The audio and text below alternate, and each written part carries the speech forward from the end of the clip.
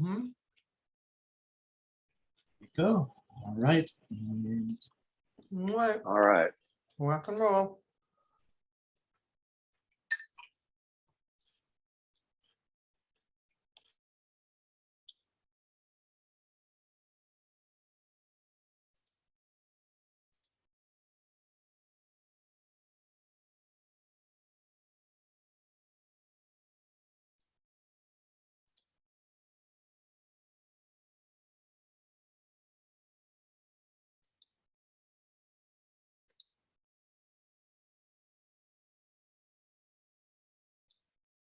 Good morning, ladies and gentlemen. We are starting shortly. I want to welcome you to today's webinar with Christina Severin and the Community Care Cooperative, talking about the journey from startup to an industry leader.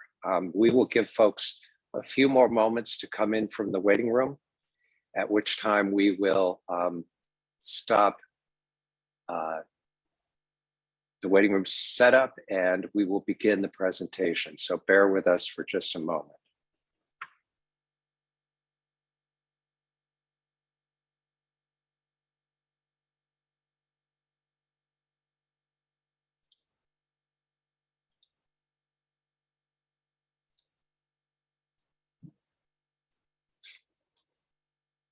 All right, ladies and gentlemen, thank you. My name is Denny Brennan, and I am the Executive Director of the Massachusetts Health Data Consortium, and I'm thrilled to welcome you to today's webinar. Just a couple of things before we introduce Christina Severin, a few notes and rules of the road. Feel free to use social media. We will be during the course of today's discussion.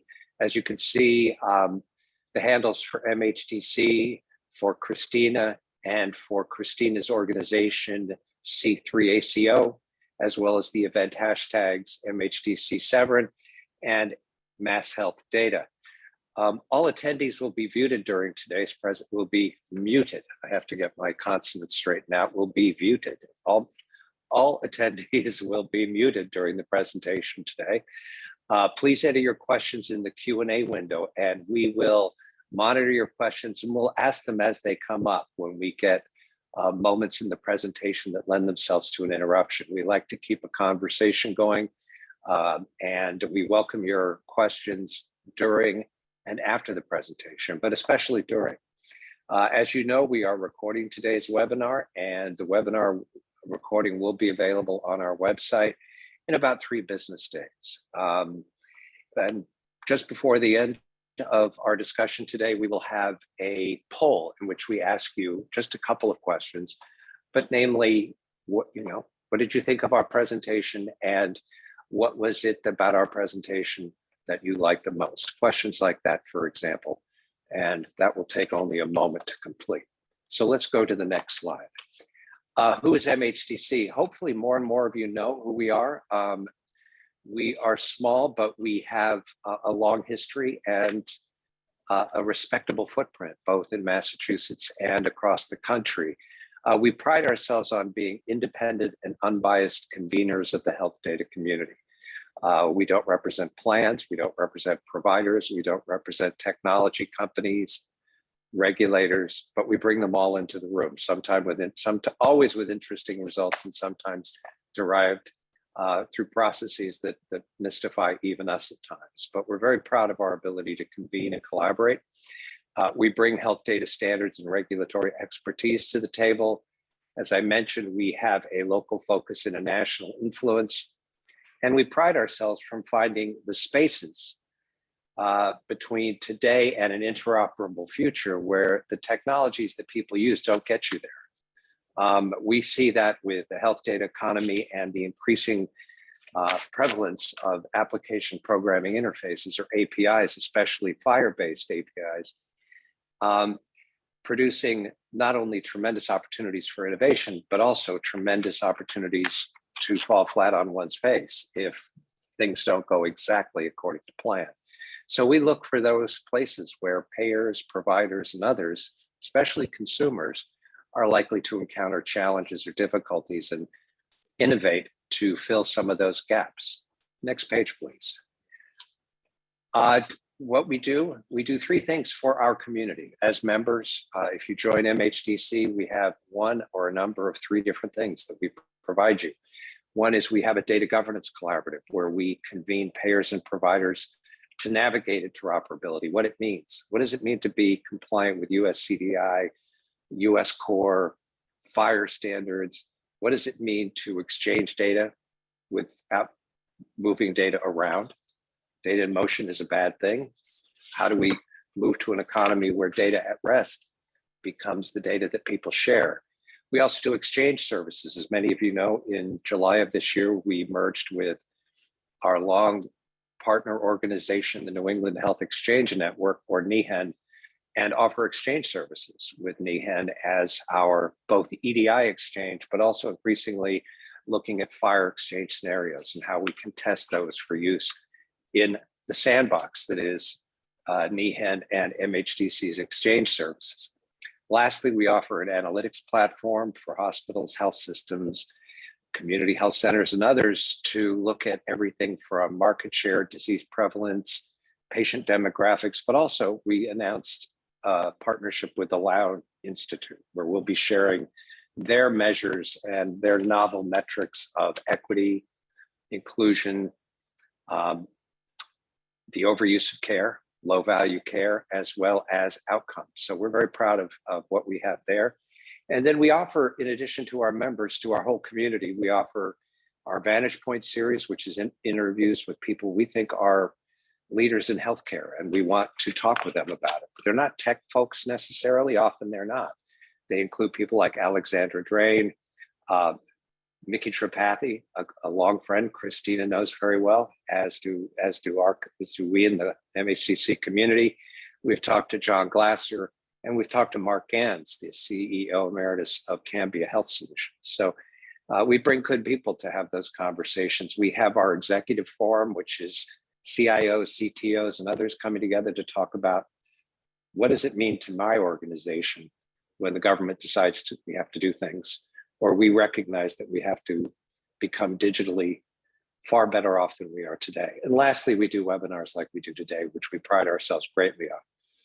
And with that, I'm going to briefly introduce Christina Severin. Christina is an accomplished healthcare executive. Christina has, in the course of several decades, been the CEO of Network Health, the CEO of BIDCO, or the Beth Israel Deaconess Care Organization, and now the CEO of C3ACO, or the Community Care Cooperative. Christina's been widely recognized across the state. She's a Bay Stater her entire life, except for those periodic junkets to the small island off the coast of Puerto Rico. We can expect to find Christine either locally in the greater Boston area or within Massachusetts almost all the time. We are also proud to recognize that Christina is a person who has been recognized by others, including the Boston Business Journal, the Boston Globe, and other publications for her accomplishments. So without further ado, Christina, I'm going to hand it over to you. I want to thank you for joining us. I want to remind you that you're on mute, so to unmute your microphone. And with that, we'll turn it over to you.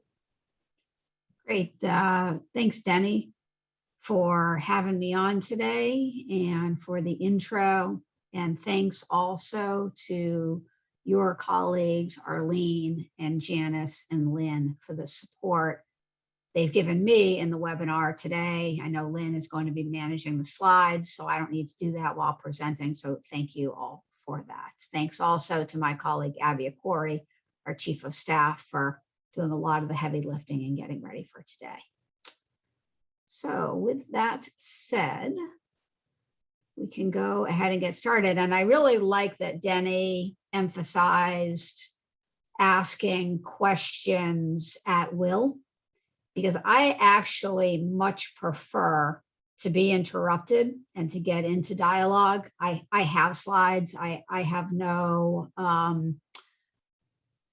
ego need to get through my slides. It does not matter to me. I'm much more interested in meeting your needs and having some interaction, which, as we know, is difficult via Zoom. And one way to make that a little bit less difficult is to dial down me as a talking head and dial up your voice. So I just want to double down on what Denny said and encourage you to interrupt me. Oh my God, let's get off of this slide. Okay, so today we're going to talk about community care cooperative, how we got to be, why we thought it was a good idea, what's been happening, some of the tech stuff that we use, including population health, current activities, strategic activities. Wanted to start with an overview of ACOs and an overview of health centers to be able to provide some foundational context for the rest of today's content. So that's where we're going to start. So what's an ACO?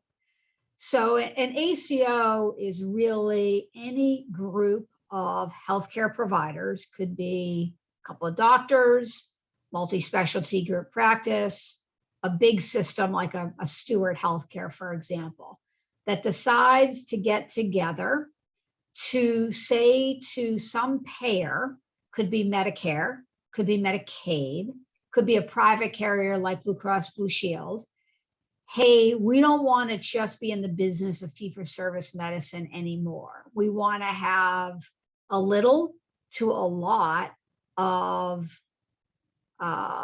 aspects of a contract with you, state government, with you, federal government, with you, commercial carrier, that recognize value beyond clicking in fee-for-service medicine. That could be all the way from pay for performance on quality measures to complete prospective total cost of care risk. And at the end of the day, an ACO engages in some to all of those tricks and contract attributes in order to provide care for a defined set of quote unquote attributed or assigned patients to the ACO. And the ACO has some to a lot of accountability for outcomes, which may come in the form of outcomes on quality measures, and cost.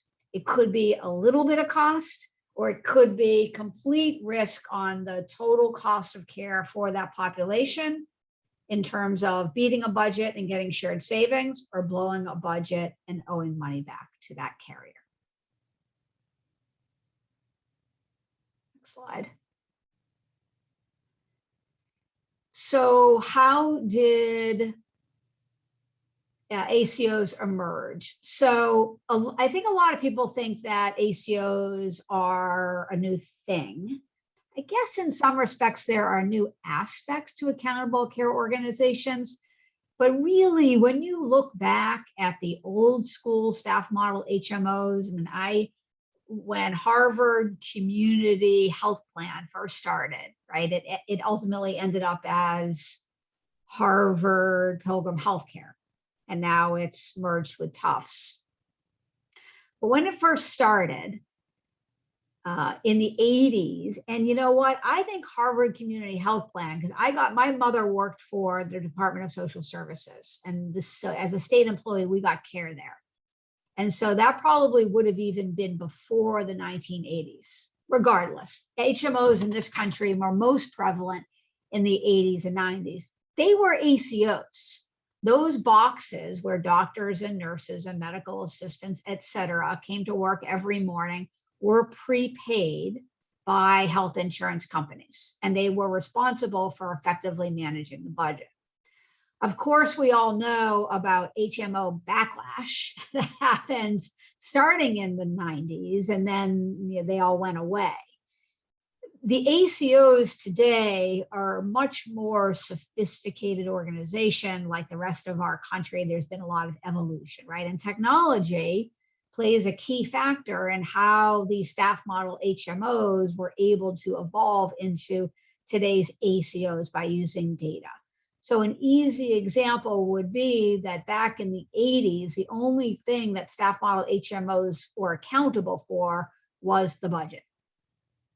Today, all ACOs have a mix of accountability on patient outcomes, generally measured through quality measures, and financial outcomes. For example, with our relationship with Massachusetts Medicaid, known as Mass Health, it's very, very hard for us to do well financially if we don't do well with the 21 quality measures that are in that contract, because Mass Health titrates our financial performance based on how well we do on quality. If we beat the budget by a lot and blow it on quality, we're not earning any money.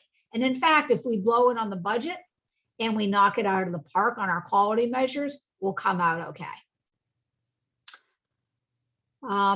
I'm not, as you can probably tell already, I'm not big at reading the copy on the slide, so I'll editorialize and assume that you audience members are taking in the rest of the content on the slide. So we prefer it that way too. Thank you, Christina. It helps us. Moving on. Next slide. Okay, so back in, it really started in 2016. Governor Baker was in and remains the governor. Secretary Sutters is over Executive Office of Health and Human Services. Dan Tsai was the leader of Medicaid with his deputies. A lot of them, most of them are still there. Dan Tsai actually has recently left Massachusetts, and he was the czar of Medicaid in Massachusetts to be the czar of Medicaid at CMS. For the federal government. So I'm sad to see Dan go, but of all of the places that Dan could have gone, it's the best possible scenario. So back in 16, the state started to think and publicly talk about making the most major changes to the Mass Health program in the last 20 years. And what they were talking about was moving the program from what historically had been a Medicaid managed care organization program to an accountable care organization program. For example, as Denny noted, one of my prior jobs was the CEO of Network Health. Network Health had been a local nonprofit Medicaid managed care organization, MCO. It was bought by Tufts Health then. So they're talking about saying, all right, MCOs, we're going to kind of move you to the side and usher in accountable care organizations. And the way that we're going to do it is there's this thing that's called an 1115 waiver. An 1115 waiver is federal jargon for the waiver number that they use for CMS to give a state Medicaid authority more flexibility than is available in the straight up federal Medicaid program. In fact, this state was running the managed care organization program under an 1115 waiver. So what the state was doing in moving to this ACO program was saying, we want to pivot our 1115 waiver program from an MCO program to an ACO program. And we'd like the financial support to get it done. We'd like 1.8 billion to help restructure the marketplace and invest in ACOs. Next slide. Just a couple of questions, Christine, while we take a breath for the next section. Liz Fowler, who is with the Center for Medicare and Medicaid Innovation, has recently, as have others, been quoted as saying, soft ACOs are going away and hard ACOs are coming back, are going to be the rule of the land. Yep. While hospitals have signed up in droves for the shared savings model, it didn't generate any savings. And CMS, through the Center for Medicare and Medicaid Innovation, is looking at this more assiduously. Could you comment on that and what your thoughts are about how that, if you don't address this later in your presentation, if you do, we can pick it up then. But I just want to get a sense of, as the government's perspective on what works successfully with respect to risk-based arrangements with providers and the shift to greater risk, that would it be safe to say that that is a good thing for C3, or it's a challenge? Yeah. No, so Denny, you probably read the CMS paper that came out a couple of days ago where they were talking about this stuff. Is that what you're referencing? In addition, that's part of it, yeah. Yeah, in addition to other collateral that Liz Fowler and others have put out. We're thrilled. We couldn't be happier about CMS and CMMI's strategic direction with regards to pushing the ACO agenda. you made a point about they hadn't really seen demonstrated savings in the MSSP program. That's a true statement. The other thing is that this is kind of a to the side point, but I think it's important. There actually have been a lot of organizations that have saved a lot of money in MSSP. It's just that others haven't. And when you put the two together, there's not savings. Who has generated significant savings in MSSP? Provider-led ACOs. Hospital-led ACOs have underwritten the savings from the provider-led ACOs.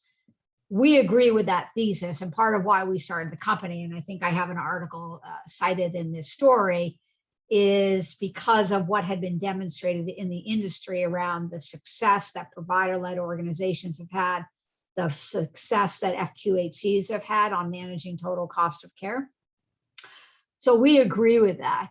We also think that they are doing some progressive things around thinking about, all right, well, if we're going to push for more advanced ACOs, there have been entry barriers for organizations. Those tend to be safety net organizations, and the entry barriers are the balance sheet, right? That they just can't afford to take on a huge amount of financial exposure because their balance sheets won't withstand it. They're thinking about, I don't think they've answered it, but they're thinking long and hard about how to solve that problem. I'm sure they will solve that problem. They are also thinking long and hard about how health equity needs to be baked into these new versions of accountable care organizations. I think an example of where they are headed is their newest program, which is called direct contracting. And the entities that got awards are called direct contracting entities, or DCEs. The DC program goes much further than any other prior CMS, CMMI program like NextGen, Pioneer, MSSP in having primary care capitation or global capitation and total cost of care risk with quality measures in a program designed to be friendlier to provider organizations. They were supposed to have reopened the procurement for additional bidders on direct contracting, and they didn't. And when we had a discussion with them about why they didn't, they said, well, not to worry. It's not that because this was originally issued under the Trump administration, right? And now was passed to the Biden administration. They said, no, we like the program. Don't worry that we're adverse to the direct contracting program. We're just not sure it goes far enough with what our key principles are. So I think we're going to see direct contracting get rebid out. And I think we're going to see some of the principles that were in there be even further advanced and include new things like carrots and sticks around promoting and achieving measures of health equity. Terrific, thank you. We have one other question, and this may again come up as you talk about the work that you're doing today, but we have a bunch of price transparency and no surprises rules coming around the corner. And in all likelihood, those that haven't been passed already will be passed because there's a fundamental part of the, sort of the 21st Century Cures Act. How do you see price transparency requirements coming into play, tying into the financial arrangements and goals that you have with your ACO model? It would strike me that there would be decided advantages and maybe some challenges. Do you see that as the case? Well, I'll give you an answer and then ask you what you think about this. I feel like with the work of the Health Policy Commission, if you're like a healthcare insider and you know how to look at their information and ingest it and think about it, we know, like I could tell you off the top of my head, relative price from Partners to the BI Leahy to Steward to Boston Medical Center to CHA to C3ACO. So no, there's not full price transparency, but you can understand the general market position. If you go on the HPC website and you look at their most recent report, you can see in the commercial space what all of those different systems are paid as normalized to a % of Medicare reimbursement. So if you haven't looked at that, you might want to. It's pretty interesting. So I don't think that more price transparency will help us. I mean, our problem as health centers is that we have been historically underpaid. The market controls price. Big systems control the market. We are the little guys. We serve a population that is low income, that suffers from stigma due to a high prevalence of mental health and substance use disorder conditions, and people who are disproportionately non-white. And I think that those are all reasons why historically the health system at large has felt fine about undercompensating federally qualified health centers. I don't think that price transparency will help that, but I hope that health centers coming together to form a company like C3 and pushing a policy agenda around how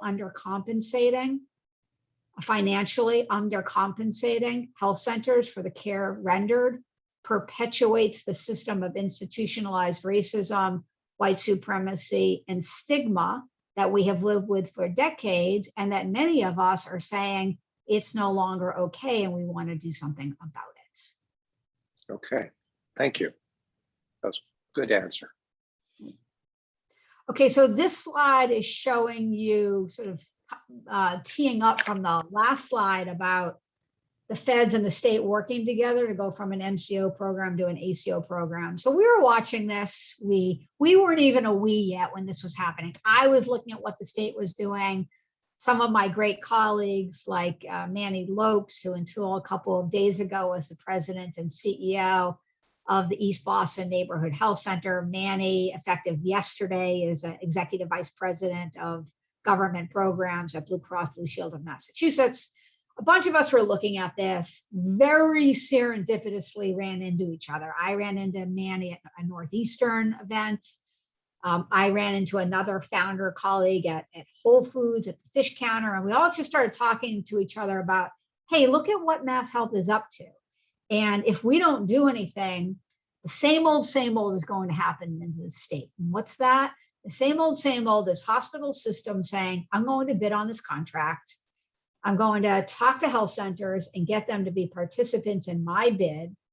I'm going to have a contract for this business. The money's going to come with a contract. And I, as the hospital system, will be in control of making decisions on who does what. We said, we've seen this movie so many times. It's like Groundhog Day. We want a new future. We want to do this ourselves. And so we got together and we founded the Community Care Cooperative for the purpose of bidding on this Mass Health ACO contract.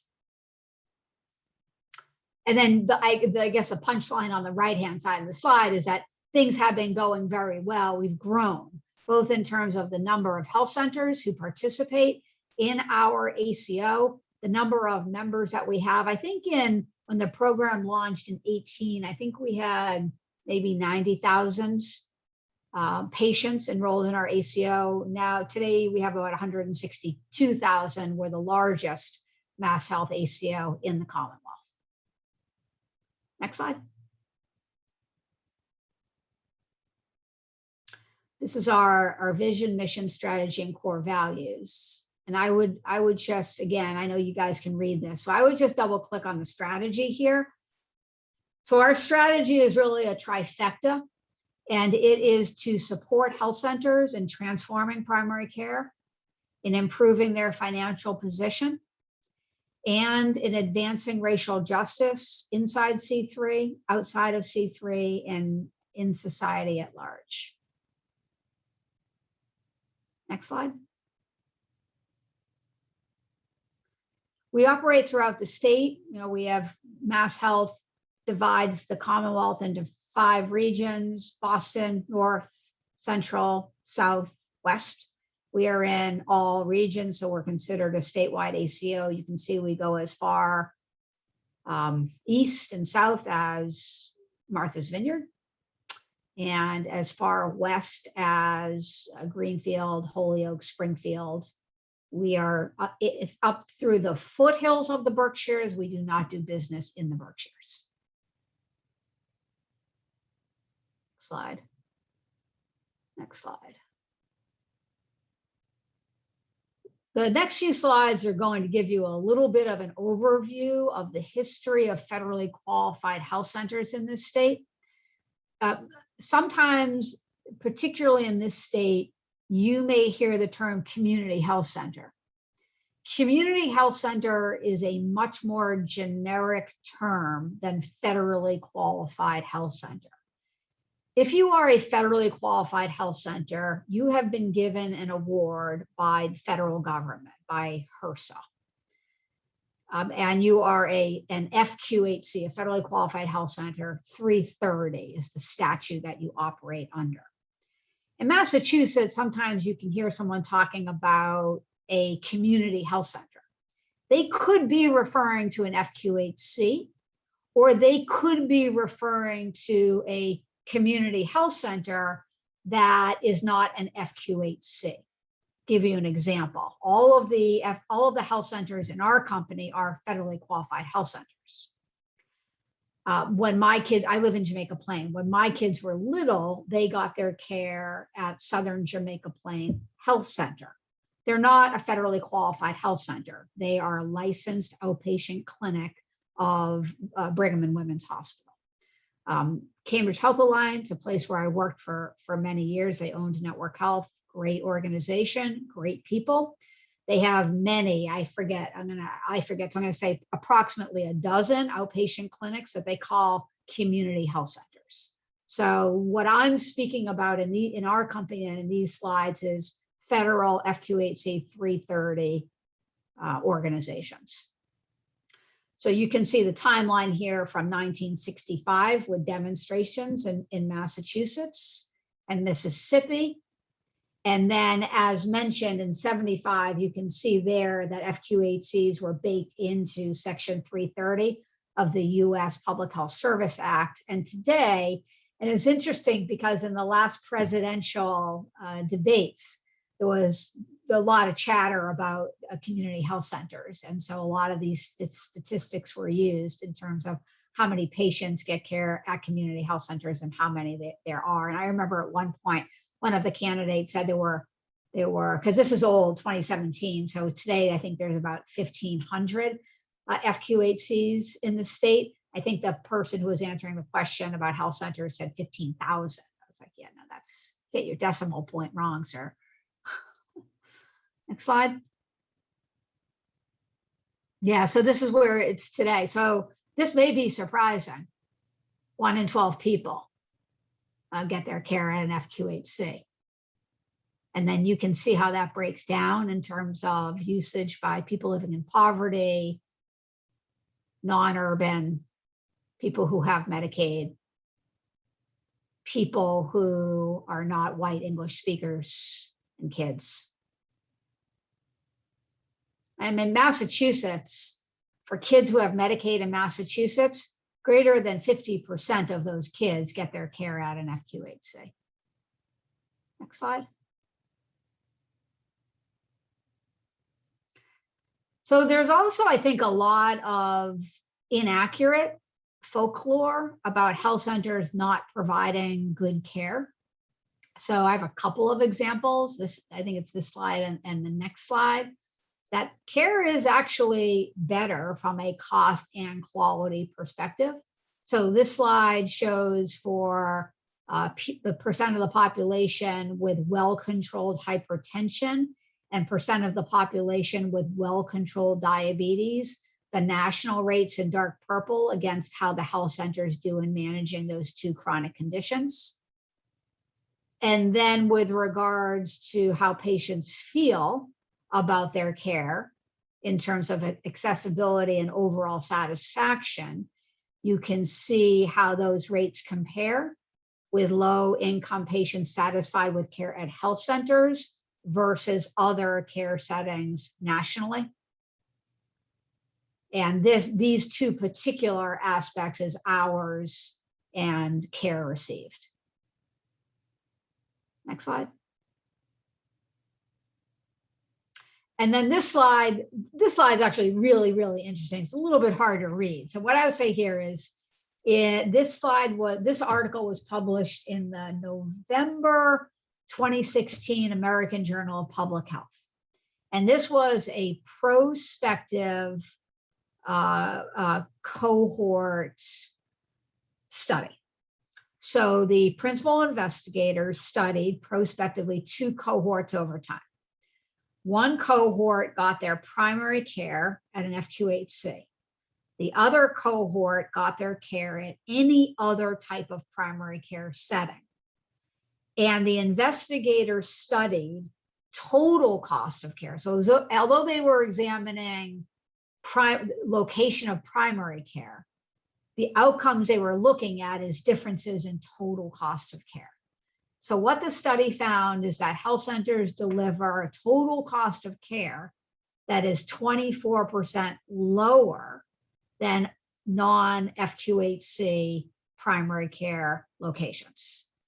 This article came out right when we incorporated Community Care Cooperative. So it was really, really well timed to continue to brew optimism that we would be successful in this business. Next slide. Christina, quick question. If you back a couple of slides, you showed sort of who gets cared for by federally qualified health centers. And in earlier slides, you talked about the importance of racial justice in your work. Does your remit, I would assume it does, but for clarity's sake, there are many biases and inequities in our society for issues such as LGBTQ+ populations, for populations with disabilities. I know those are not excluded, but could you address your perspective with respect to equity issues that accompany but are not necessarily racial in nature, and how you go about addressing those in C3? Yeah, absolutely. It's a big question. You may want to touch on a part of it later, but I wanted to bring it to your attention soon. So let me touch on some of it now.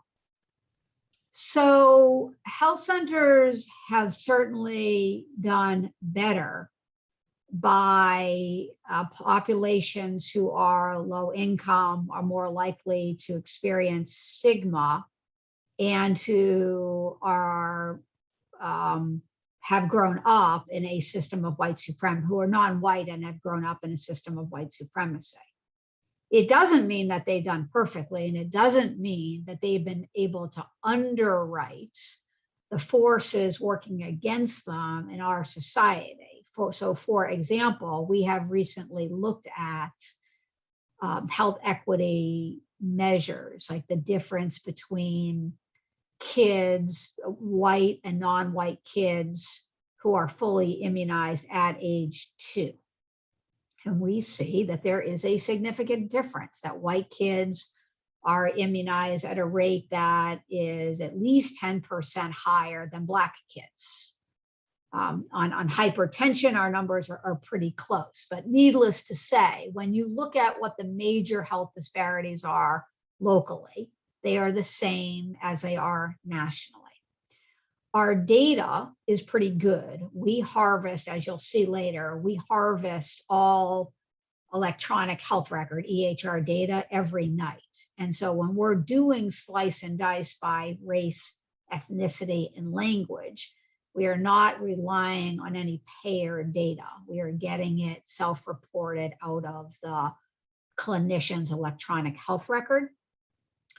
I think that parenthetically, Denny, I would say that for those who are still stuck on saying they can't move forward on working on health equity until their data is better, I sort of would call that out and say, really, like, do you think that your data is really going to be different than everybody else's data in this state and all of the national data? I almost feels like an excuse to not acknowledge the problem and begin to work on the problem. So I have really been encouraging people locally and nationally to stop using the excuse of imperfect data. The data is good enough. Part of the problem, Denny, with health centers has always been, as mentioned earlier, because of the population served, health centers have been underpaid, right? And then health centers serve a population that experience institutionalized racism and stigma and low incomes. And so it's sort of a undercapitalized health center serving an undercapitalized community.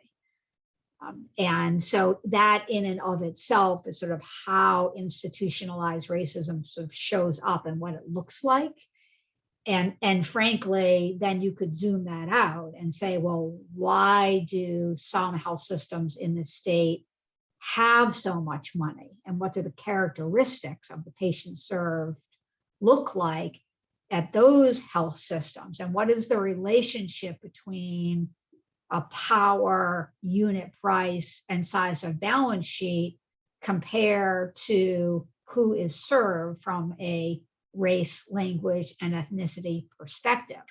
I'm not sure this has been studied in the Commonwealth, but my guess is if you studied it, that you would find a very direct correlation to the more white a population served, the higher the unit price that system is able to garner, and the stronger the balance sheet of that organization is. And then all the way down to the historic have-nots in the healthcare landscape, FQHCs being one example. Community-based behavioral health organizations would be another example. Thank you. Amy Wyatt asked a question quickly. You showed a slide that had 1 in 12 people in the US receiving care from an FQHC. Do you have comparable data for what's happening in the state that we can share with folks after our presentation, or is that? Yeah, Abby, I don't know if Abby's able to take herself. Oh, it is one. Abby just texted me, private messaged me. In the Commonwealth of Massachusetts, that statistic is 1 in 8. Great, thank you. Thank you, Abby. Okay, so health centers. Why is it important for health centers to take on risk? So kind of working off of the last thread that I was saying about the haves and the have-nots. So the problem is with lots of problems with the have and the have-nots. That's 3 days right there. But one of the problems is that when you end up in a position where you're undercapitalized, it's really hard to start taking risk because you're undercapitalized. That's a problem, but it's also a problem because those who are well capitalized are able to take risk and advance themselves in the conversation in the marketplace and keep their cycle of amassing and using their power going.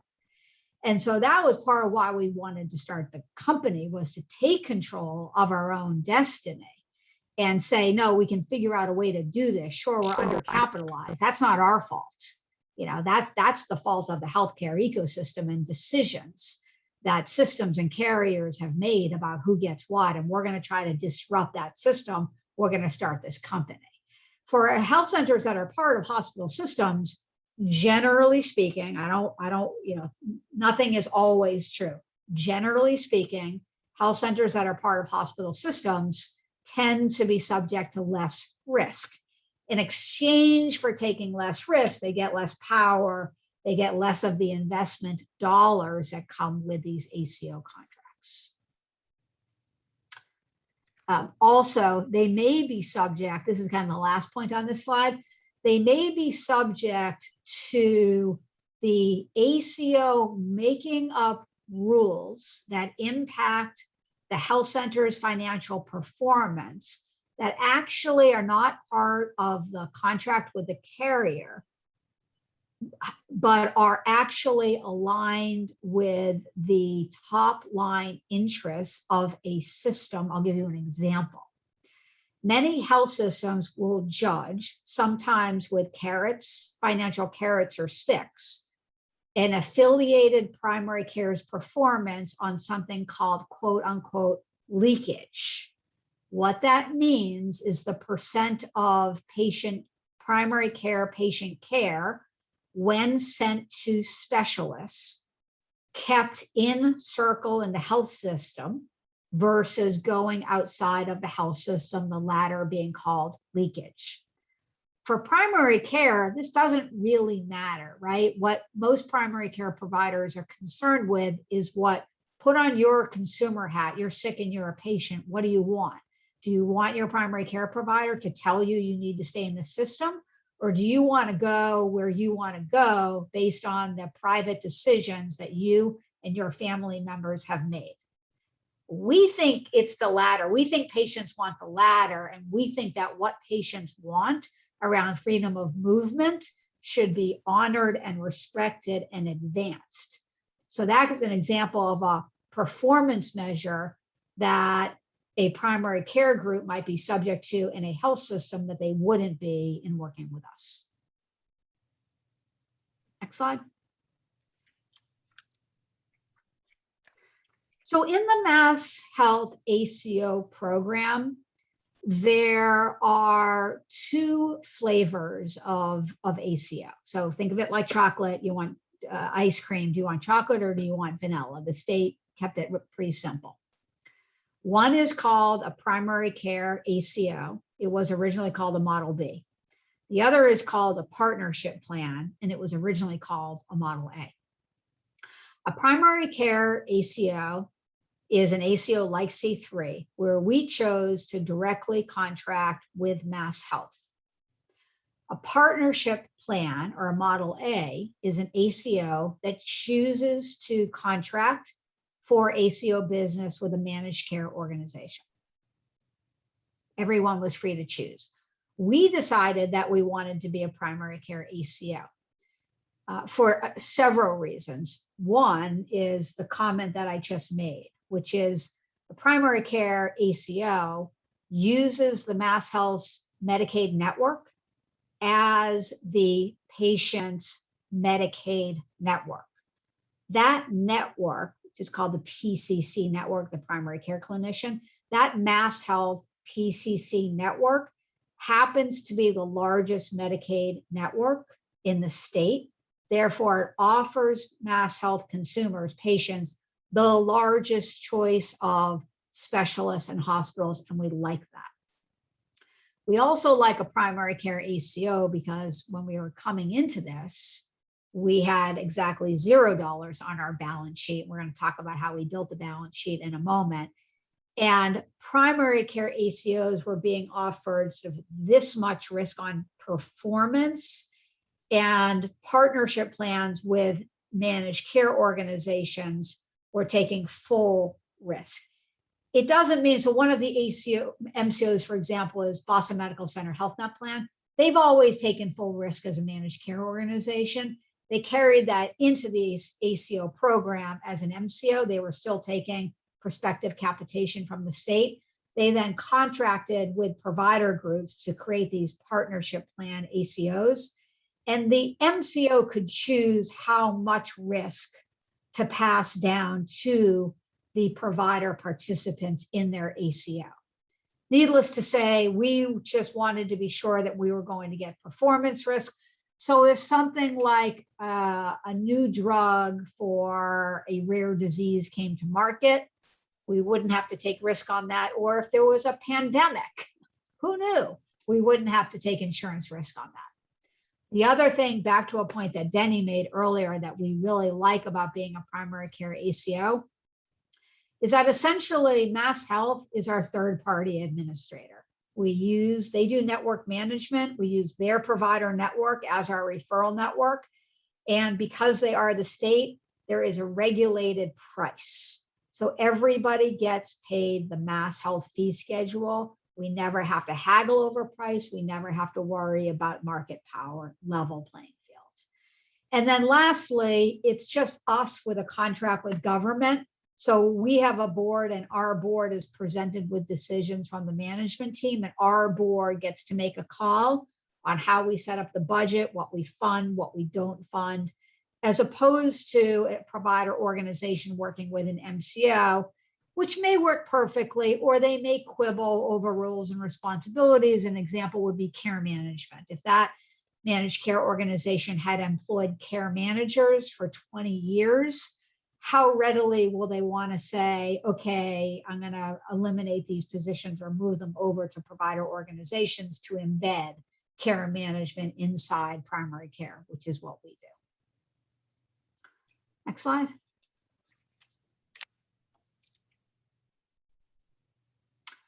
Okay, so moving into talking about the financial system.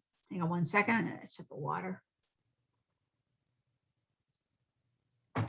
Okay, so starting now to get into kind of rolling this forward, giving you information on how health centers take risk and how we put the financial model together. So we have a model of how health centers take risk. It's written down, it's like a 20-page document, and it's titled the Internal Financial Architecture, or the IFA.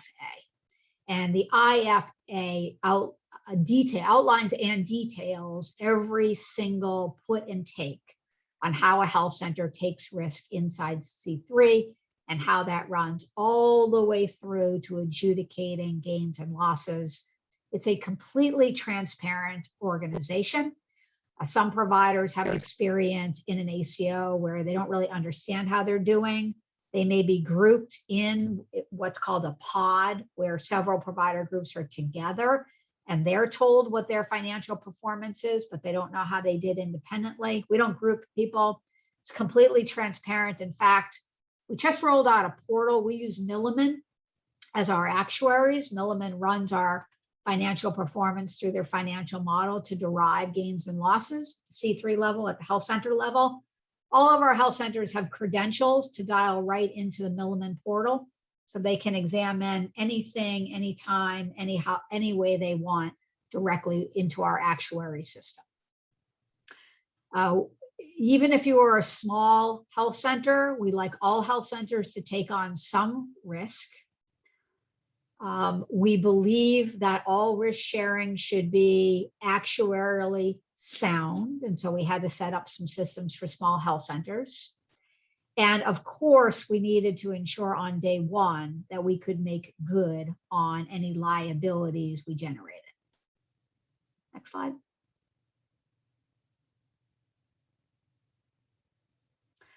So this is the high level scope and guiding principles of our IFA. Already talked about the first big bullet and sub bullets there, and mentioned that the model is completely detailed and board approved in something called the IFA. In summary, the IFA offers health centers 3 choices on how much risk they want to take, creatively called low, medium, and high. And we try to create a good match between the strength of a health center's balance sheet, their competencies on population health management, and the risk tier that they are choosing. So an example would be a founder, and our biggest health center is the East Boston Neighborhood Health Center. They have a very, very strong track record of doing well on value-based care. They run a PACE program. I'm not going to go into that, but some of you may know what a PACE program is. It's a full risk program. And they are a very large organization. And so they came in on day one saying, we'll take high risk. Another example would be our dear friends at Island Health on Martha's Vineyard. Very small organization, has a couple of exam rooms, a couple of nurse practitioners, had came in with no experience with ACOs and value-based care, and is a young, less financially mature organization. They said, we want to take low risk. We said, that sounds good. As an FYI, of the 18, the majority take medium, and then some take high and some take low. Over time, we hope to advance everybody to high. To date, from 2018 through present, we've seen people stay the same. We've seen people move up in a risk tier, and we've seen no one go backward. Next slide. So this slide gives a high-level overview of the puts and takes on how we work financially with the state. The form of ACO financial arrangement is called a budgeted reconciliation. This is the way it works.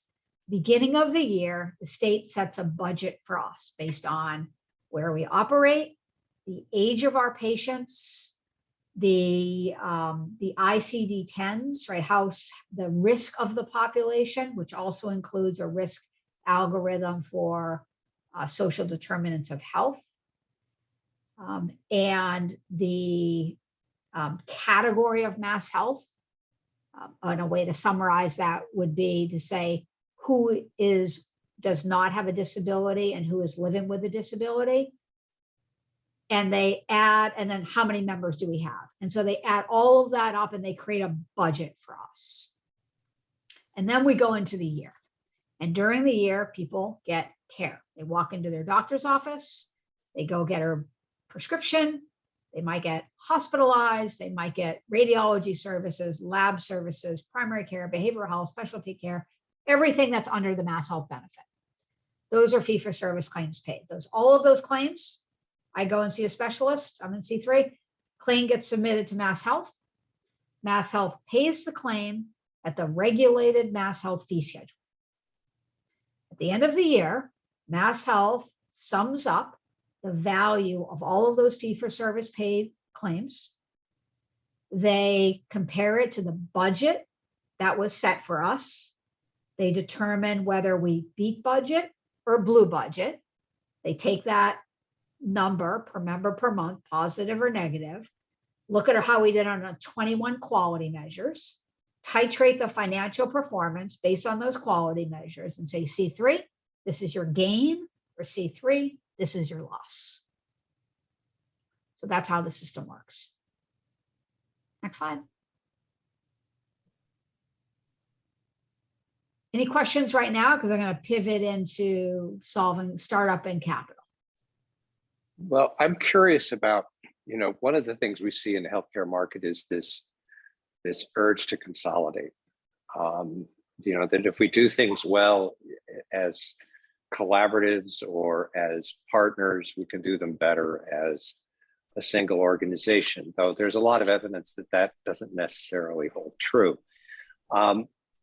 What I read between the lines, Christina, and tell me if I'm correct about this, is that there's considerable power in being aligned and collaborating in a cooperative, but organizations having a degree of requisite control over the risk they take. They know the populations they see, and they have a degree of independence that is not available should they choose to partner with a major health system, for that example, or in some cases to be acquired by a major health system. Could you comment on sort of, the power of, I don't want to call it disorganization, but deconsolidation, sort of distribution and, the relative power that affords your members? Yeah, you're right. You're right. I mean, so you guys, some of you may know that United recently acquired Atrius. They're doing business as Optum, but it's United. Before that acquisition, I think the Health Policy Commission said that in our state, only 10% of primary care remained independent. I'm guessing Atrius might have been 5% of that remaining 10. So let's call that independent primary care in the Commonwealth is now 5%.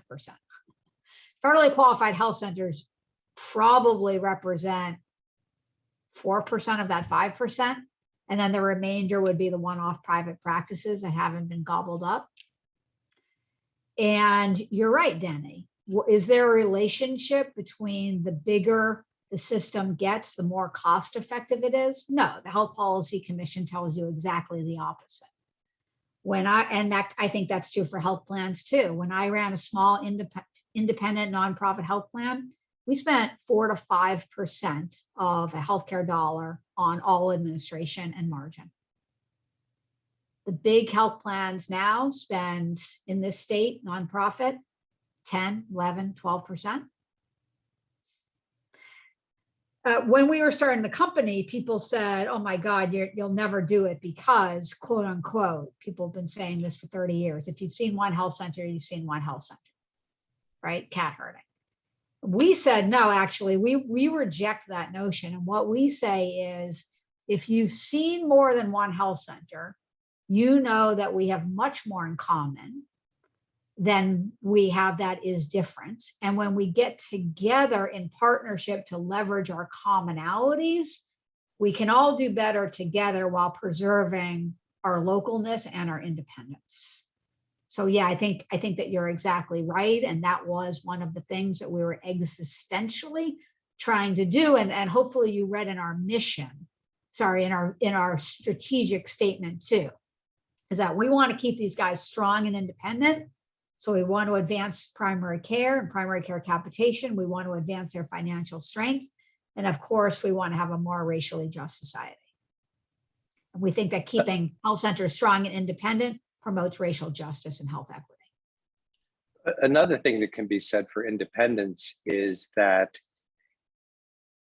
if you vertically integrate, the most capital intensive part of the business ends up sometimes being the tail that wags the dog. It can be a very big tail, but it can be wagging the enterprise in terms of where the assets go, in terms of what the business proposition is. Whereas with an FQHC, especially a network of FQHCs who are aligned and share enough to be aligned, but not so much as to be the same organization, you get to buy those high cost services on the margin.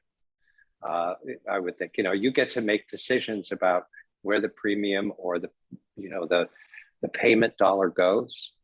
And very often, when the center of gravity is a large hospital or hospitals in your network, they can pull that money rather than you making directions about where that money should go. Do you see that sort of borne out in the ways in which you engage the inpatient provider community, the acute care community, that you're able to recognize particular institutions as being good partners, you're able to buy services on the margin? Or, how does that work for an organization like yours when you have patients that you need to take to the hospital and you need quality and cost effectiveness? What are some of the decisions that are made in doing that? Yeah. So I don't know how many people in the audience are in hospital systems and whether I'm going to need to go into the witness protection program. I would say, well, Denny, we're MHTC. We mean this with the best of intent, right? We're not trying to preach to anybody. We're just asking questions. So I think I'm going to answer your inquiry, and I think it's not unrelated to the copy on the slide. It is, I think, in this state more than in most states, the market is really controlled by hospital systems. I think that control is in what you were talking about. It's very hard to try to talk to a hospital about having a preferred relationship. They see no incentive to treat the FQHC as a customer. And we have some FQHCs that if they decided to move their hospital business from hospital A to hospital B, hospital A will be in existential trouble, but they still don't recognize that FQHC is a primary customer. Why? I think if you're big and you have a lot of money, you're not necessarily going to identify a smaller organization that serves people who experience low incomes, who's experienced behavioral health conditions, who are disproportionately not white. I don't think you're like hardwired and have a lot of muscle memory in treating that organization as a customer. So that is something that we are continuously working on, and we're hopeful that in the next 5 years, we can make more progress than we have made in the last several years. I think when you're a power broker in the industry, it's pretty hard to see with organizational ego at all. It's pretty hard to see beyond that. I think a lot of the hospitals, I think, would also say what they do in community benefits or the money that they give to community-based organizations for Department of Need stuff somehow creates the equilibrium between an organization like a community-based behavioral health organization, an FQHC, and the system, I would say, no, I don't really think that that's true. It's, you know, frankly, it's a little bit of money squeezed out for something that the system is going to make a whole lot of money on. And if there are ways that it, you know, it's essentially a tax, right? It's taking money from them to put it somewhere else. If we need to tax systems so that there is more equitable financing, there's probably ways to do it that we would get a better, I don't know what the words are, a better socialized experience, more bang for the buck, smarter investments than what is currently set up through Department of Need and or community benefits. I would also say that, you know, some of these organizations are so big and have so much money that they may even start a foundation, right? And does the foundation do good work? Yeah, you know, absolutely. But in the end, does the foundation sort of further advance the control and voice that the major power brokers have in the healthcare ecosystem? Yeah. And what are the implications of that? And what if we did things differently rather than amassing capital and starting foundations? What if we were able to not have those, you know, bring costs down or take the money and give it back to consumers and communities? And what would the impact be, Denny, not only to healthcare costs, but what would the impact be to public safety, to schools, to affordability of community services, a whole bunch of other things that sort of get impacted by how much money we're spending on GDP locally and nationally on healthcare costs. Well answered, thoughtfully, tactfully, diplomatically, and yeah, right to the point. Thank you. Yeah. Okay, so when we were getting started, as I mentioned, we had no money. That was a problem because we needed money in year one. I think it's on a following slide, but so I'll get fact checked. But I think we needed 14 million on our balance sheet to prove, understandably, prove to state government that if we had a worst case scenario on our ACO contract with them, we could make good on paying them back. That was a big problem. Next slide. So this is how we did it. So yeah, so on the left-hand side, this was our year one maximum exposure, 14.3 million. Okay, so we're sitting in the office saying, all right, 14 million. We need to come up with 14 million in order to greenlight this contract. How are we going to do it? So this is what we did. We ended up with sort of a portfolio of solutions. We said, all right, let's buy insurance. Insurance will underwrite about 5 million of the 14. Then we said, okay, you know how health centers pick a risk tier, low, medium, and high? When they pick their risk tier, the percent of risk that they're taking is actually coming off the C3 balance sheet and moving to their balance sheet. So bring in our actuaries and have them count up how much risk the health centers are taking, because that's gone off our balance sheet. And we're going to have the health centers give our actuary their balance sheet so that our actuary can tick it and tie it all together, but it's coming off of the corporate balance sheet. That was worth 5.5 million. We had one partner in particular out of the gate when we started, who was supplying us with some population health services. They were willing to do some up-down risk sharing with us. So that took about another million off of our balance sheet. That left another 2.7. This contract did come with some sources of revenue, and we were able to underwrite that remaining 2.7 of risk through revenue that was coming in through the ACO risk contract. So that's how we met our obligations for year one. Since that time, we have continued to grow the balance sheet. I think we now have about 45 million in unrestricted assets on the balance sheet. Next slide. So we also needed to figure out, all right, okay, we've started the company, we've incorporated as a 501c3 nonprofit, it's Community Care Cooperative, Inc. We have partnered with a population health vendor.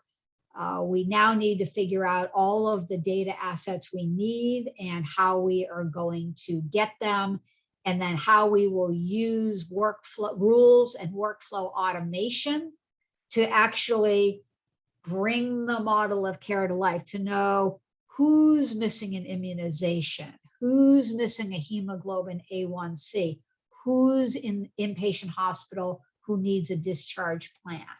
So we needed to get all of that done. Next slide.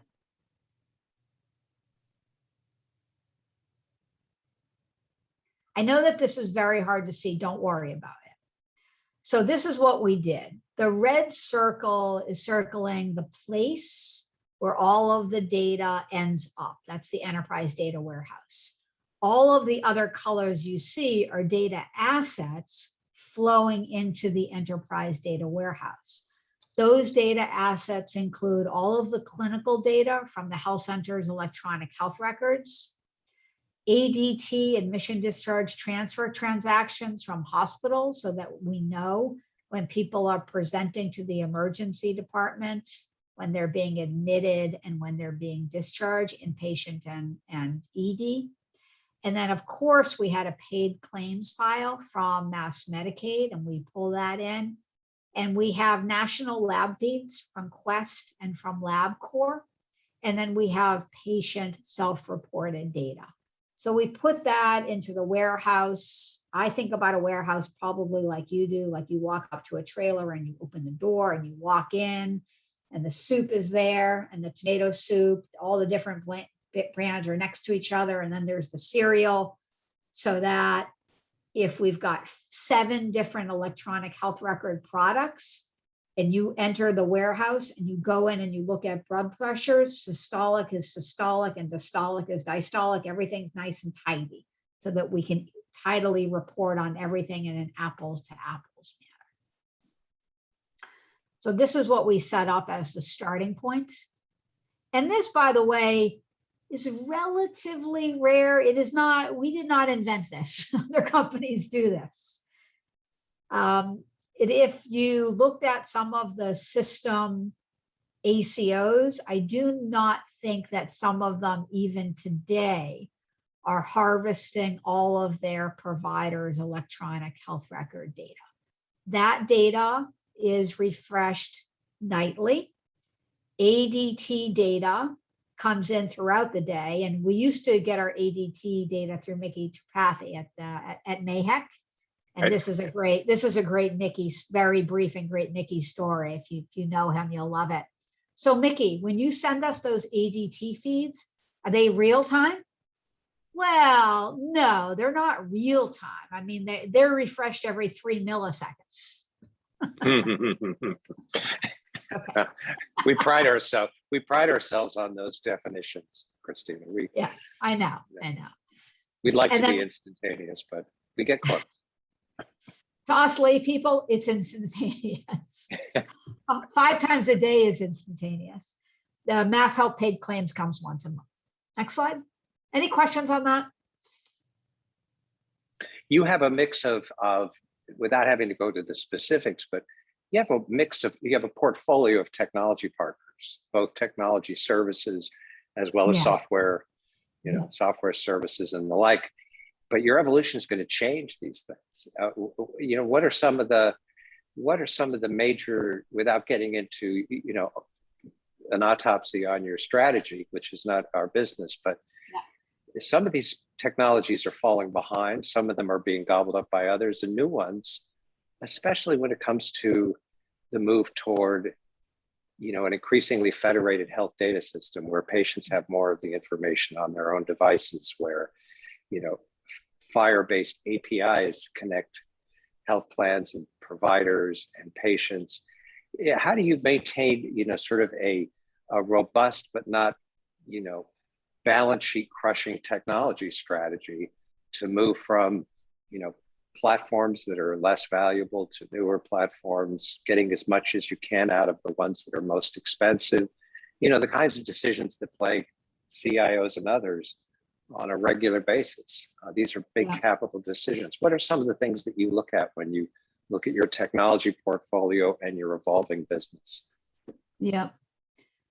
So, right. And you're right. I mean, some of this it's so complicated and some of it is very, very strategic, but I agree with you. And I think some of the emerging principles are one patient, one record, right? So you don't have different systems.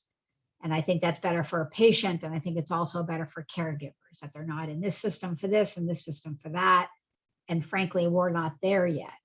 And because we're not there yet, we did try to design our population health system so that primary care providers don't need to touch it, because we knew it would make them crazy. So the care team uses it and care extenders use it and we use it, but we try to allow PCPs to just be heads down in their local electronic health record. I think the market will be moving on this over the next 2 to 10 years, where it becomes one-stop shopping for the transactional need of an electronic health record with the population health needs that today are met through standalone systems. Today, we use the Arcadia system for pop health, and that's what you're seeing here. So I think that for ACOs, Denny, really, really big strategic considerations. The market is also evolving. So those who are best in class in ambulatory health records today are not necessarily best in class in population health platforms, but rest assured they are trying to get there. So I think we're going to see a lot of interesting movement in the years ahead. The next set of slides, the next set of slides we're going to quick through with some rapidity because they're not legible, and it's really just to give you some information about what we use our population health system for. So I said a moment ago, right, we're sitting on these huge data assets in our electronic, in our EDW. That's great, but that actually doesn't do anything unless you use it. So what do we do with it? Well, we use it to create structured care management so that if you're employed as a LICSW care manager, you come to work in the morning at a health center, and everything that we do is inside health centers. So we don't have central resources. They're all decentralized in health centers. When you come to work at the health center in the morning and you sit down, you log into Arcadia, and the patients that you're actively care managing are in there, and new patients have emerged, and new patients emerge 2 ways: through automated stratification based on a rules engine, and through a PCP saying, I think Christina is a good candidate for care management because of X, Y, and Z. Next slide. The system also allows us to do risk adjustment, so we can identify individuals who have chronic conditions that have not been coded for in a particular period of time and outreach them and bring them in for clinical care. Next slide. The system also allows us to make sure that the patients who are being assigned to our ACO from Mass Health, and then we assign them out to a health center, have received an assignment of who their primary care provider will be and whether they need to come in for an appointment, and if so, how to do that in a prioritized and manageable order. Next slide. As mentioned, our contract has 21 quality measures. The Arcadia system allows us to track how we're doing on those, and for a particular measure like diabetes management, who is missing an annual hemoglobin A1C, and therefore who to call and get that person in for care. Next slide. It also allows us to look at information on cost and utilization. So where might there be underutilization? For example, who hasn't come in for primary care?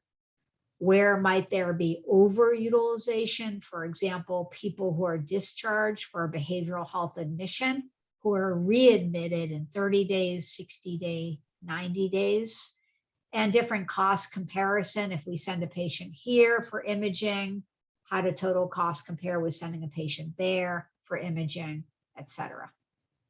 Next slide. And then likewise, performance analytics to give customized scorecards of how different things are trending, membership, costs, utilization, quality measures, so sort of a compilation of different aspects of population health management. Next slide. Many different ways to stratify and organize patient outreach, and then ways to deploy that outreach, including HIPAA compliant text messaging. I should also mention that the C3 brand, unless there's a regulatory requirement that we use the brand outside the company, like on the member card, we're required to put the C3 logo on there. We don't think that there's a whole lot of value in our brand. We think there is value in the brand of the health center, that patients don't really care about. The state calls us a health plan. We call ourselves an ACO. We don't think, we kind of like to think as consumers. As consumers, we don't care that much about our health plans. We care about our doctor's offices. And if we have two phones and they're both ringing, and one is our health plan and one is our doctor's office, which phone are you answering first? Yeah, we agree. So we try to brand everything as if it is coming from the health center, because we think that's what patients trust and care about. Next slide.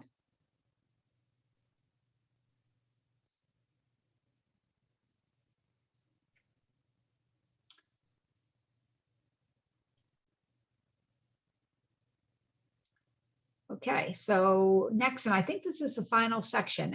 Denny, any questions before I move on? Yes, Christina, we have several. One has to deal with, how do you go about gathering social determinants of health data? I mean, that's permeating your, the community. I don't know if I'm necessarily fond of the phrase, but the data themselves are incredibly important. Could you talk a little bit about SDOH and how you go about gathering and tracking those kinds of data? Yeah, absolutely. So the most effective way that we gather the data is when the patient is in clinic and has an SDOH screening performed by a member of the care team. And that screening is in 5 domains. Let's see if I remember them. Food, housing, transportation, employment. I believe the 5th is safety, physical safety. When somebody screens positive, we try, I don't want to overstate that we have a silver bullet. We try to then have a referral which can address that social determinant of health where the patient raised their hand and said, yes, this is my experience.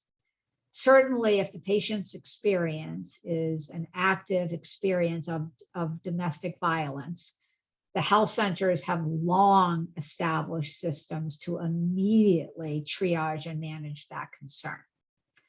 We also now have structured systems to address concerns around experiences of housing instability or food and nutrition instability. And then the other ones can be harder to address. So an experience of needing and wanting work, for example. And then I also don't want to underestimate if somebody raises their hand and says, yes, I'm having an experience of homelessness. I'm not street homeless, but I have been residing at my cousin's house and sleeping on the couch. We have a place to refer that, and we have financial support to try to address those needs. Housing is a massive crisis. We can occasionally house someone, but we cannot always effectively house people.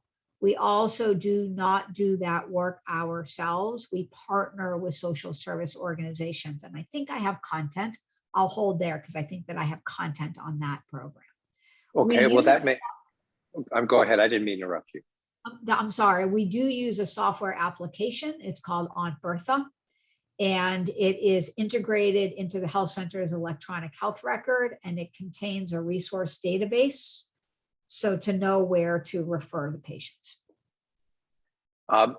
There's some related questions. Again, we may touch on these as you wrap up today, but how does C3 view its relationship with the long-term support services of the behavioral health partners that are part of MassHealth's ACO demonstration program today and going forward in the next phase? Can you talk a little bit about that?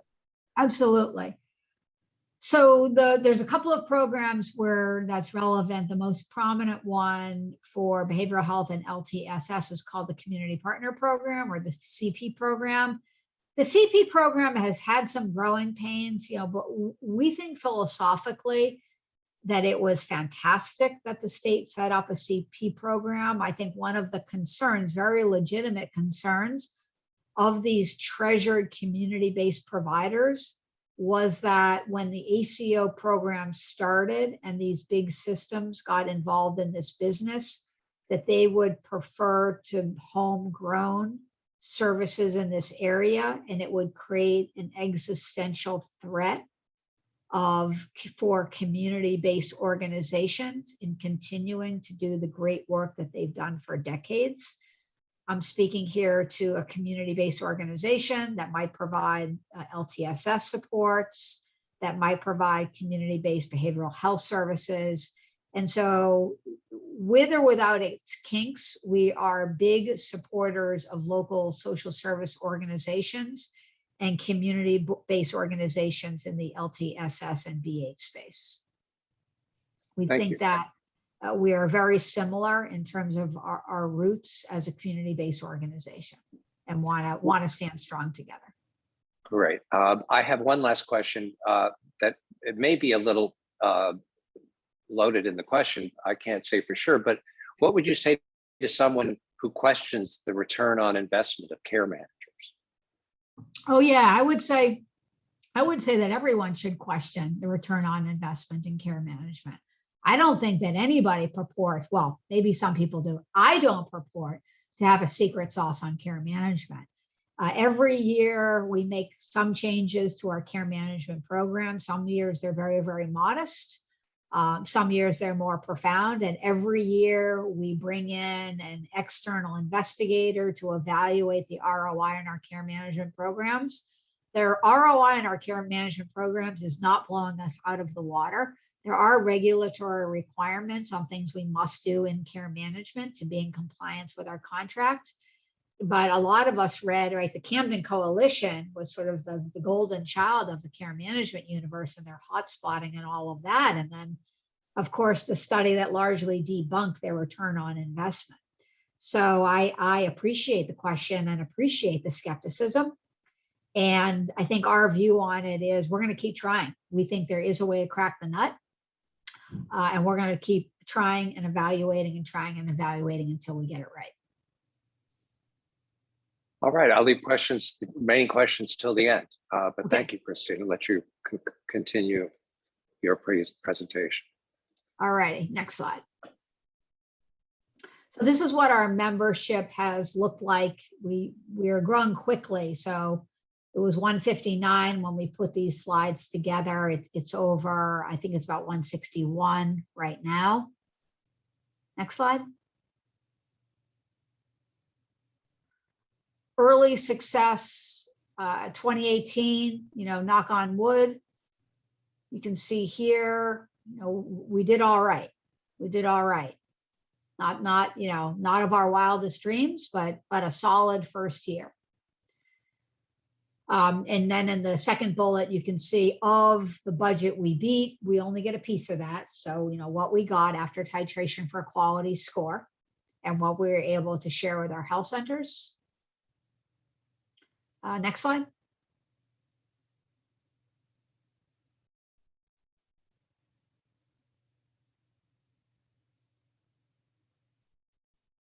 So, and then COVID happens.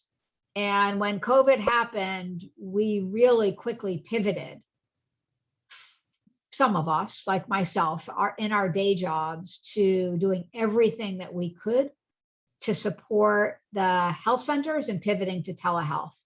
Why? Well, number one, at that time, it was really the only way for patients to get care. And two, because we're dependent on fee-for-service medicine, when patient visits acutely stopped, revenue to health centers acutely stopped. The pivot to telehealth was one tactic, in addition to state support and federal support, that was given to the healthcare community, including our FQHCs, to stabilize their financial position. With our wonderful partners at the Mass League of Community Health Centers, we started something called the FQHC Telehealth Consortium. Through the consortium, we've been focused on fundraising. We were focused on fundraising to create a system for health centers, and the health centers you can see here is greater than C3. We have 18. The consortium is 35. There's 37 in the Commonwealth. The core object of the game is to fundraise to get the money needed to build the capacity at health centers and to get the needed hardware in health centers and in patient homes, and to get the individuals to get into patient homes, to get the connection between what happens in home and what happens in clinic connected for the community served by health centers. We're 11 million in on that fundraising. To give you a little bit idea of what I'm talking about 6 months in on the pandemic, some of the large health systems in Massachusetts were fully up and running on telehealth. Of those telehealth visits, 80% were video and 20% were telephone.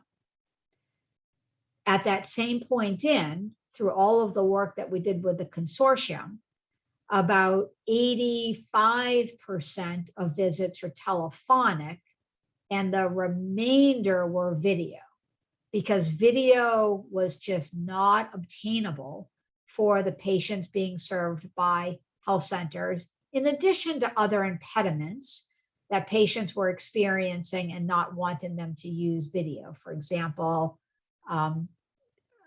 patients living with many family members in the home and having what may feel like a chaotic environment, and I don't necessarily want my doc to see this, all the way through connectivity that might work on the phone that they had, but connectivity that was not going to support video, all the way to a health center not being ready to support video.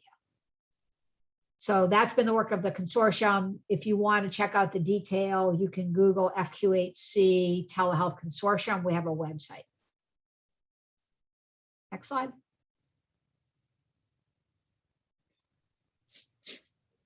And then we have been fortunate enough, I mean, I get recognized because I'm the CEO, but this is the company.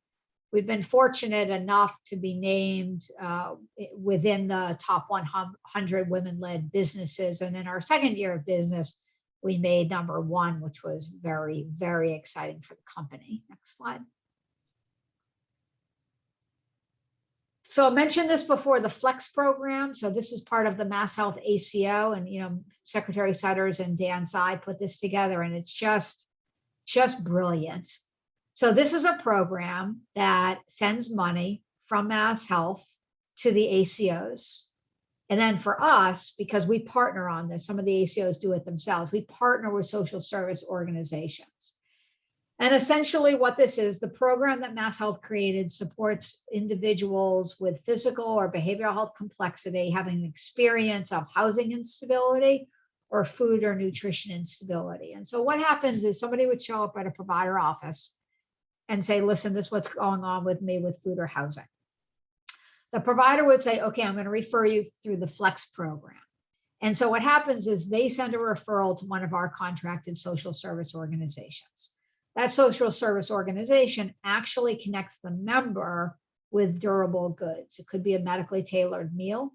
It could be groceries. It could be pots and pans. It could be a deposit on housing. It could be temporary housing. It could be financial support with permanent housing. And it could be things that people might need to be permanently housed. We had an individual who was having some issues with food and nutrition. And so the social service organization went to his apartment and found that he only had a microwave and did not have pots and pans. And so we got him a way to cook his food, and we got him pots and pans. So it's a very, very impactful program. Next slide.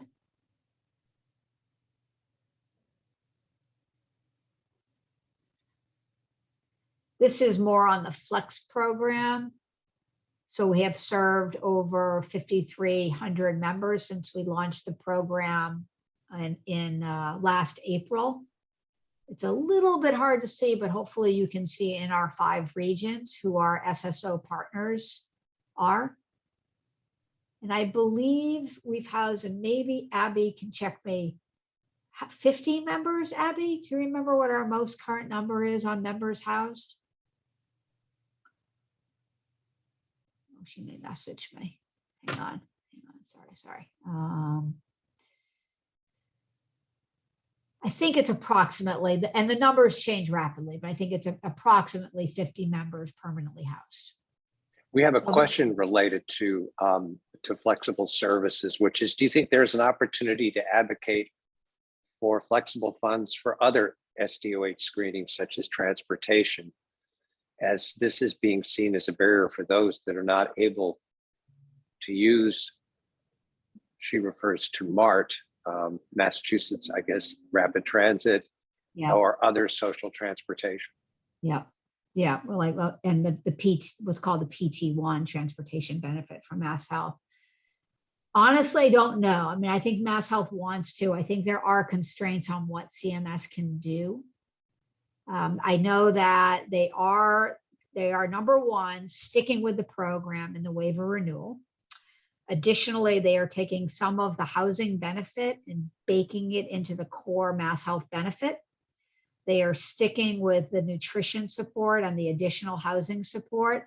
And I think they are looking at what they could do additionally, but I don't have specifics. And I think if you're interested in advocating, you definitely want to be doing that now. Great, thank you. Next slide. These are the preliminary outcomes. So it's early, back to the person who raised the very legitimate question about care management ROI. This is the initial, and this is obviously not care management. This is a really different approach to seeing whether we can impact people's quality of life and their total cost of care. So you can see these early results that for people who were in the nutrition program, that they did have a reduction in total cost of care. The comparison group are essentially people who were eligible for the benefit and didn't use the benefit, and there's lower ED utilization. I think this is impressive. The state used it in their waiver renewal application, but I think it's also early. And so I don't want to trumpet. This is early. I'm trumpeting early success, but I don't want to say, and therefore we're always going to have long-term success. It's too early to know. Next slide. So one of the things that we're really focused on right now is getting off of fee-for-service medicine. We think fee-for-service medicine in primary care creates all of the wrong incentives. And so we've been doing all we can over the last several years to be advocating to Mass Health to get off of fee-for-service. And yay, in the 1115 waiver renewal application, Mass Health is asking CMS to approve a movement away from fee-for-service medicine to primary care capitation. In our perfect world, we would not only walk away from billing fee-for-service medicine, but also walk away from all of the vestiges of fee-for-service medicine, like needing to submit ICD-10s for risk adjustment and needing to submit claims for quality measures. And rather than those things on quality, say, well, we have all of the EHR data. So why do we need to send you claims? We can just send you the hemoglobin A1Cs that we have or the ones that we're missing. And for risk-based adjustment, we can send you all of the ICD-10s out of our electronic health record. Or we could say that if somebody has juvenile type 1 diabetes, really, do you need us to bill it every year? Because they're unfortunately, all for now, until it's cured, always going to have that disease. If somebody's had a hysterectomy, they're always going to have a hysterectomy. If somebody has diabetes with an amputation, unfortunately, they will always have an experience of having had that amputation.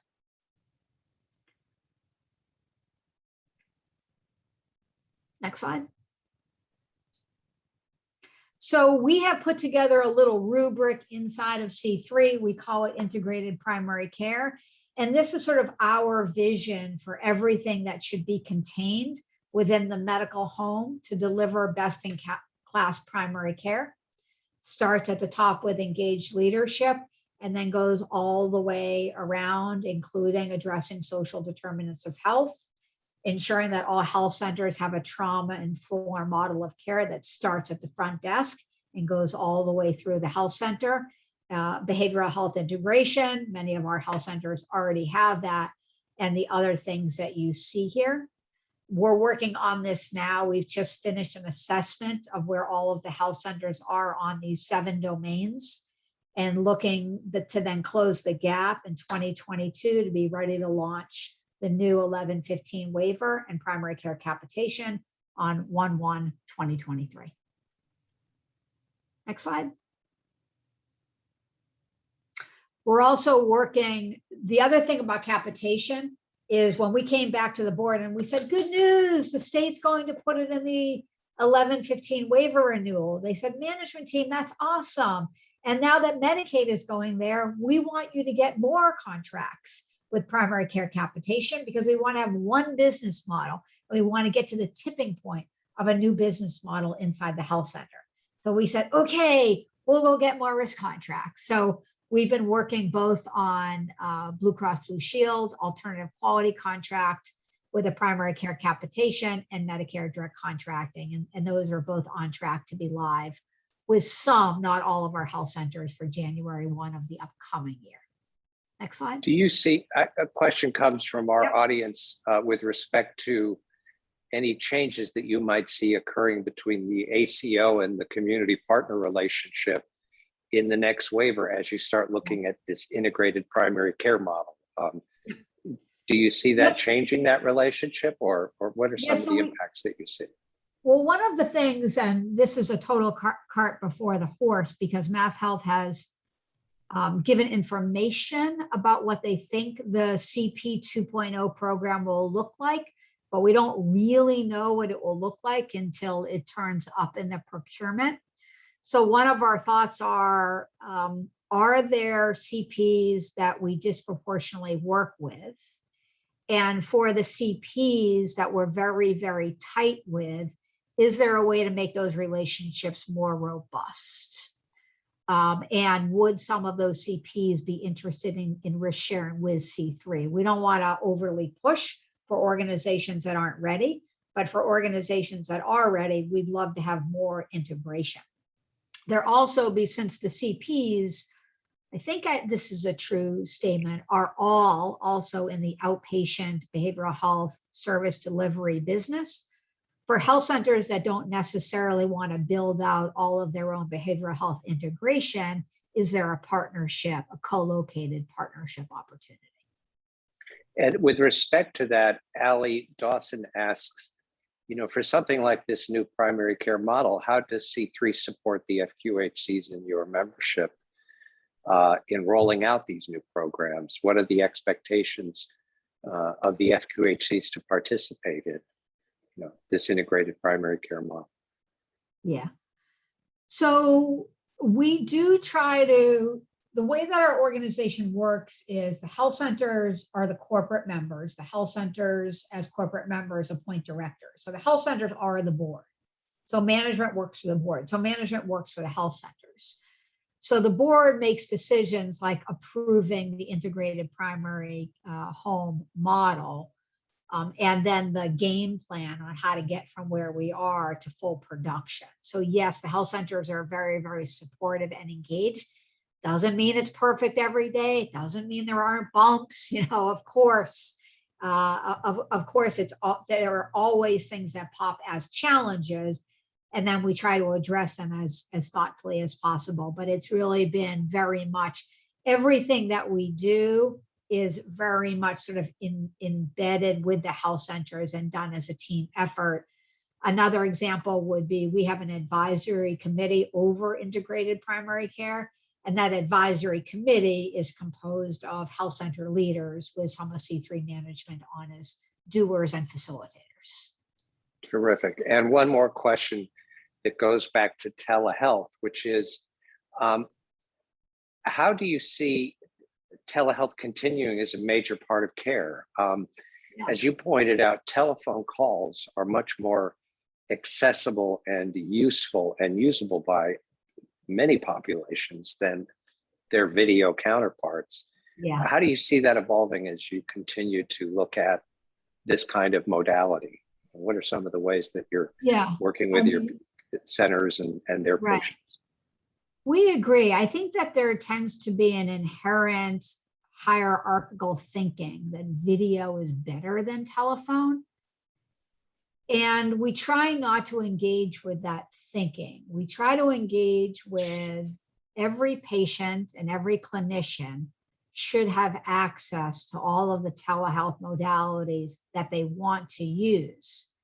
And the telehealth modality used should be the best fit for the patient and to a certain extent for the clinician. To use a silly example, it would be if I'm having a telehealth appointment because I'm concerned about my child's rash, right? It would be pretty hard to do without video, unless you took a cell phone photo ahead of time and the clinician liked the photo and they were able to work with the photo. Another example would be, it actually doesn't matter what telehealth modality you're using. If you have a patient who has diabetes and you want a hemoglobin A1C, you could do video or you could do telephone. At the end of the day, you need to figure out how to get a lab draw done. And that's either getting somebody in the home or leaving an order in the lab at the health center for somebody to come in. So we do not engage in magical thinking or hierarchical thinking about the modalities. There is some pressure to think that video is better, and some pressure, I think, from some payers, health insurance carriers, locally and nationally, that they would like to pay for video, but not for telephone. We do not support that. We think that all modalities should be equitably treated. Thank you. All right, let's see, what do we have left here? I want to try to move toward wrap up to leave a little bit of time for Q&A. Briefly, this is a story in and of itself. In addition to diversifying through new risk contracts, we're also diversifying through shared services. So we're working on buying the Epic EHR for a group of interested health centers. We're working on starting new pharmacies, health center controlled and C3 operated inside health centers. We're working on a self-insured insurance captive so that we can self-insure and group purchase together for ourselves and for health center employees. And we have a coding service to support health centers in appropriately billing ICD-10s. Next slide. So as one participant noted on the care management question, ACOs are still new. The data is mixed. It's clear that provider-led is better, but when you start to get beneath the layers of everything the ACO is doing, not everything is proven. This is a work in progress. Spend some time talking about the endangered species in our state, which is independent primary care. Would call you all to action if you're interested in that and in supporting us in our efforts to preserve independent primary care. And as we've discussed, the data is pretty sound on there being an inverse relationship between the cost of healthcare and the quality of the services rendered. Well, that was a fantastic discussion, Christina. We have gone through I think most of our questions. We're going to double check here. I am quickly looking through what we have in the queue. We have two more on their way. Let's see, just waiting for them now. All right, one, I know that FQHCs take their justice and equity mission seriously, and I see that C3 does as well. Given that FQHCs also tend to have a more diverse racially, ethnically, linguistically workforce, are you able to pay these workers at rates comparable to those who might work at a hospital or other type of provider site in order to address racial equity issues? Or do you have to address this in a different manner? And then I'll go to the second question after you. No, we haven't been able to. No, we have absolutely not been able to. I mean, frankly, the opposite is true. Let's take an example of medical assistants. Some medical assistants spend their entire career at a health center. So again, I don't want to engage in true isms. Generally speaking, health centers hire medical assistants who are more junior in their career. They get excellent training on how to knock it out of the park in their roles and responsibilities as a medical assistant. And then they get hired for a lot more money at a hospital. Lather, rinse, repeat for the last 20 to 30 years. Is that because health centers have not wanted to do everything they can to advance racial justice? No, it's because health centers have been victimized by serving people who are low income and people who are disproportionately non-white, and that has been an excuse to underpay health centers. Things are starting to change. I would say we're optimistic. We have seen rates of payment go up for medical assistants, front desk staff, et cetera. Are they at the level of a hospital right now? No, probably not, because hospitals, the workforce, the great resignation, workforce is a slog at the moment until hospitals have increased their rates. Probably health centers are currently paying for a medical assistant what a health center was paying 2 years ago, but the whole thing has been leapfrogged. So that's the honest answer to your question. And finally, we have, before I ask the last question, why don't we start our poll while we have a good proportion of our audience here. We have launched the poll just now. You'll see that on your screen. Those of you, I think everybody is connected. So please reply to the 2 questions. We don't ask you a lot, but we want to hear from you a lot. So we'll leave this up for about the next 45 seconds or so. The numbers are coming in. You guys are nice because you're not telling me that I did a terrible job.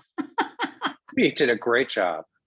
No one does a terrible job. The ones who do a terrible job are the ones who don't show up. Being here is half the battle. All right, we've got, let's see, 19 out of 24. There are 5 of you who are hanging back, 4 of you hanging back. And we're down to 46 seconds. We'll give you about a quarter of a minute longer. Keep them coming, folks. Thank you so much. This looks outstanding. We're down to the final seconds. Thank you all for participating in the poll. Thank you, guys. All right, last question. What are the 2 or 3 things you would do differently if you were to start this all over again, Christina? If you were to go back, wind the clock back to like sitting at that Northeastern conference and, running into Manny Lopes and others and saying, we could do something different here. What would it be? Oh my God.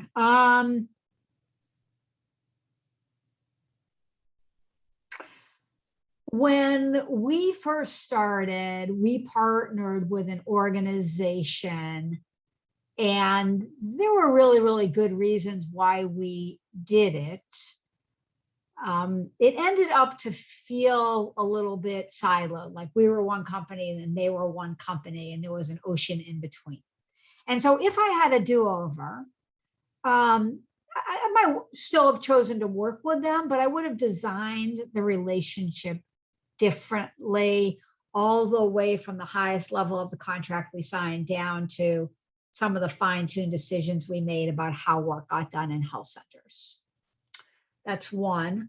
I think another one would be, we've learned a lot and we continue to learn about how to run a really good care management program.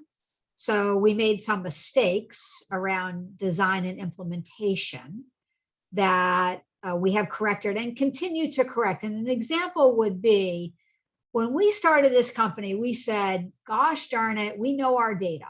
we know that the most prevalent condition we have is behavioral health related. And yet we still sort of let the drive toward physical health get the best of us. And so if I had a do-over, I think I would have been even more sort of laser focused on building pop health and system and capacity around behavioral health conditions rather than allowing physical health to get the better of us. Well, thank you, Christina Severin, and thank you to our audience for your outstanding questions and for staying with us through today's presentation. Christina, I can't thank you enough. This was terrific. Yours is a Robin Hood story. You're making tremendous strides, and you know there's power in a crowd, and if you can bring the right crowd together, you can do things that used to seem impossible when we were operating in the sort of isolated way that we have historically. And you know, Massachusetts has a long proud history of federally qualified health centers, and their precedence being among the first in the market. So it's exciting to hear from you, from someone with your expertise and your experience, telling us about this journey that you and your colleagues and your patients, your providers are taking together. So on behalf of MHDC, I want to thank you very much for joining us today and for spending time with us and sharing your story with us. And with that, we will adjourn our meeting and let everyone get off with maybe just a few minutes before their next appointment starts. And thank you all. We're adjourned. Bye-bye. Bye-bye.